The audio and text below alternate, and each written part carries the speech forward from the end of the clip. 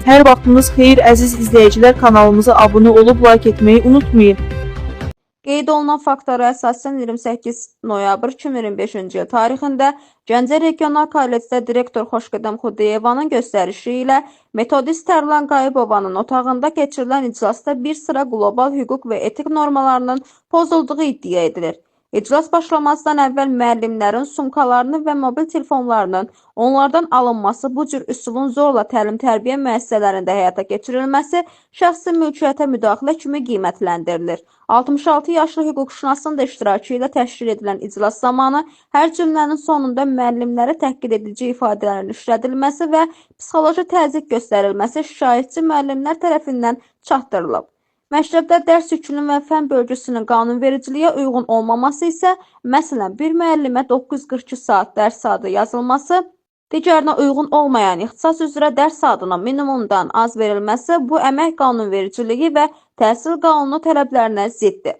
65 yaşını tamam etmiş müəllimə barəsində semestr ortasına qədər verilməsi, daha sonra dərs yükünün bərpa edilməsi bu cür dəyişikliklərin düzgün prosedurlar əsasında olub-olmadığı sual altındadır. Hüquqi tərəflərə nəzər saldıqda isə müşahidələr deyir ki, Azərbaycan Respublikasının Əmək Məcəlləsi və bağlı normativlərə görə işçinin şəxsi məlumatlarının toplanması, kameraya çəkilməsi və həmin görüntülərin yayılması əvvəlcədən yazılı razılıq olmadan qadağandır.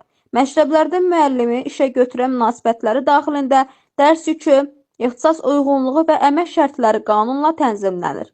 Həftəlik dərs yükünün normativləri var. Bu cür həddən artıq saxta saatlar yazılması hüquqi normaya uyğun deyil. Yuxarıda sadalanan hallar isə yüksək təzyiq, şəxsi mülkiyyətə müdaxilə, istintaq olmadan video görüntülərin çəkilməsi və ictimailəşdirilməsi, qanunsuz dərs yükü və əmək hüquqlarının kobud pozulması, kollektivə müəllimlərin hüquqlarına və təhsilin keyfiyyətinə ciddi zərbədir. Biz tələb edirik ki, aidiyyatı dövlət orqanları, Elm və Təhsil Nazirliyi, müvafiq əmək nəzarət orqanları və hüquq mühafizə strukturları bu iddiaları dərhal araşdırsın. Məsuliyyət daşıyan şəxslər haqqında qanunvericiliyə uyğun tədbir görülsün. Müəssisədə şəffaf dərs yükü bölgüsü, müəllimlərin hüquqlarının qorunması və etik peşə standartlarının təmin olunması üçün ciddi nəzarət mexanizmləri qurulsun.